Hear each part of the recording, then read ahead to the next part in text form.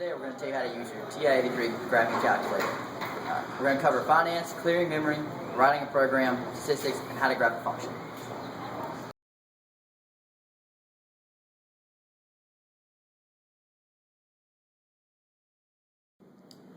Today we're going to learn how to use some of the functions of a TI-83 Plus calculator. The first thing we're going to learn is how to use the finance option. First, you need to turn your calculator on and go to the finance option, which is second, finance, and click on number 1, TVM solver. Next, we're going to give you an example of how to use this part. You are given the option to invest in a project that pays out $1,000 for 15 years. If you earn a rate of 5% per year on investments that are similar, how much are you willing to pay for the specific annuity? Okay, so given that example, you're solving for the present value of the annuity, and you need to enter all the other information into the calculator. N represents how many years you're given, so 15. I is the interest rate, which is 5. You're going to leave PV as 0 for right now. The payment is $1,000 per year, and the future value is going to be left as 0 as well. Next, you're going to go back up to the present value line and press alpha, enter, and it shows you the amount that you're willing to pay out, which is $10,379.66 rounded to 2 decimal points.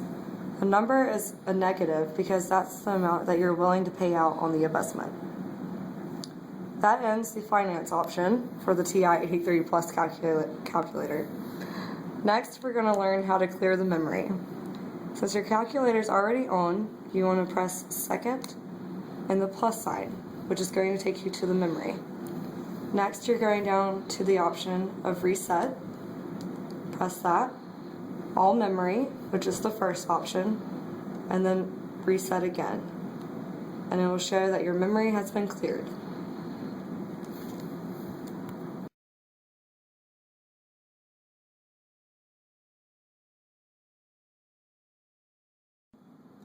Alright, today we're going to show you how to do a couple more features with the TI-83 Plus calculator.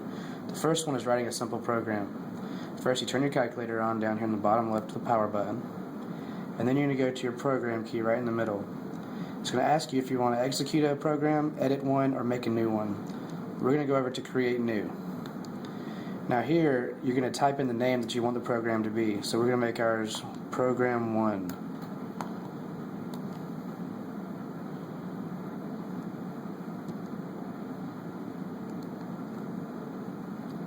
Press enter and it names the program. Now you're in the edit mode. The first thing we're going to do is do an input variable. So you go to program, IO for input output, and the first option is input. When you put this in, it's going to ask the user to input a number for the variable. We're going to put in A, so it stores that number to A. Next, we're going to do the same thing, and we're going to put in B for the second variable.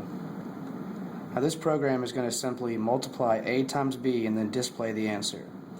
In order to do that, we go back to program and then find display under output. It's going to be the 3. We're going to put in what our calculation is going to be, which is A times B. Now this program is going to ask for an A, ask for a B, and then give you the A times B answer. To execute it, you go back to program. Under execute, click the program 1, press enter, and it asks you for the first variable and the second variable, and then it spits out an answer right there. That's A times B. Alright, now I'm going to show you a function called the statistics function. It's right here under the stat button. You can edit your lists by clicking this edit button, and it gives you a bunch of lists. So I'm going to put in some numbers by hitting a number and then enter, and then go over to the second list and use the same process to enter values. And now our numbers are stored in the list. Now, if we wanted to use those values to do something, we can go back to Stat and then Calculate and say we want to figure out the variable statistics. We put second and then find the L1 for the first list, comma, second, and then L2 for the second list. We press enter, and it gives us a bunch of values for those two. And that is an option of using the statistics function.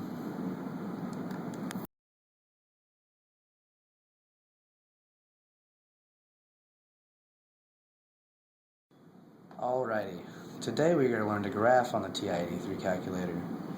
First thing we're going to do is turn it on with this on button. Then we're going to go to the y equals selection to input our formula.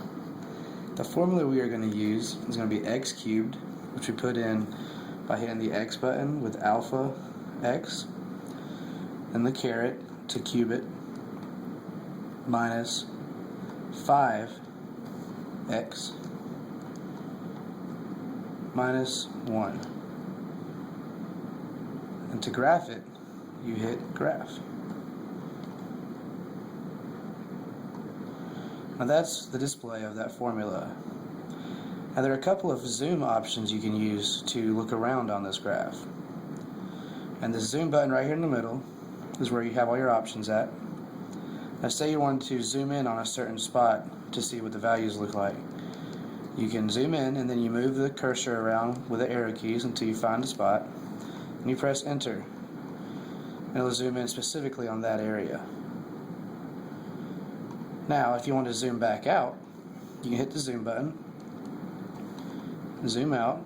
Once again, use your cursor to pull around to a certain area and hit enter. It'll zoom back out for you. There are many other zoom options depending on what kind of formula you are using. And if you ever need to get back to the original one that you started with, zoom 6 is the zoom standard, and it'll bring you right back to where you started. Now that's how you graph a calculator and move around it using the zoom function.